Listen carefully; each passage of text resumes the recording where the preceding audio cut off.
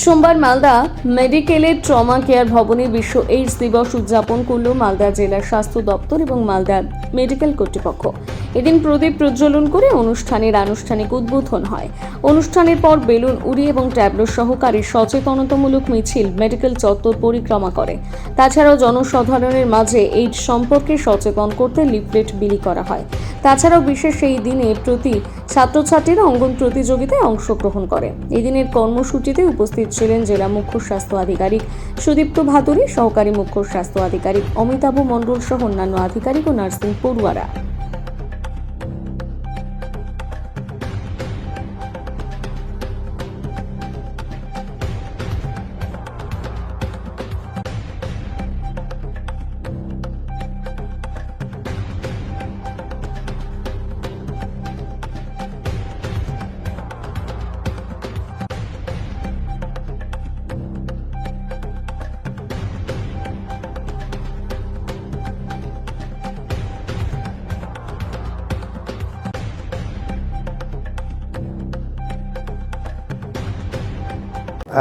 বিশ্ব এইডস দিবস।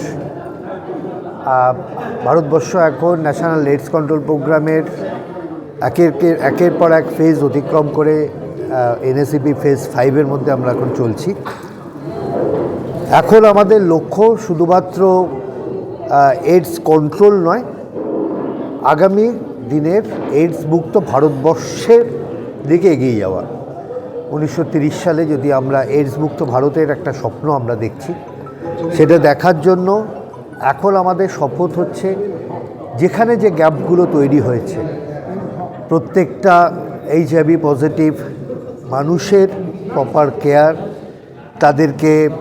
তাদের যে সন্তান হবে তাদের প্রপার কেয়ার, এবং প্রত্যেকটা মানুষের বিভিন্ন যেখানে এইচআইভি হতে পারে বা এইচআইভি হলে যে রোগ হতে পারে তার প্রত্যেকটার রোগ নির্ধারণ।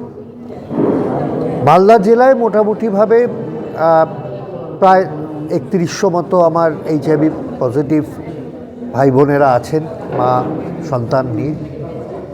তার মধ্যে প্রায় 300-র কাছাকাছি আমার 15 বছরের নিচের বাচ্চা রয়েছে যাদের রেগুলার চিকিৎসা লাগে।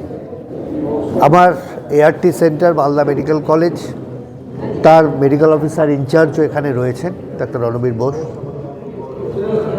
তার দক্ষ ওষুধ এবং দক্ষ চিকিৎসার মাধ্যমে আমরা অবশ্যই অনেকটা পথ এগিয়ে এসেছি। আজ থেকে 20 বছর আগে যখন আমরা একটা increasing trend of HIV positive আমরা পাচ্ছিলাম, সেখান থেকে আস্তে আস্তে নেটওয়ার্ক তৈরি হওয়া এবং এই প্রত্যেকটা জেলায় HIV people living with HIV AIDS তাদের যে নেটওয়ার্ক, তার রিপ্রেজেন্টেটিভ ম্যাডাম আছেন এখানে।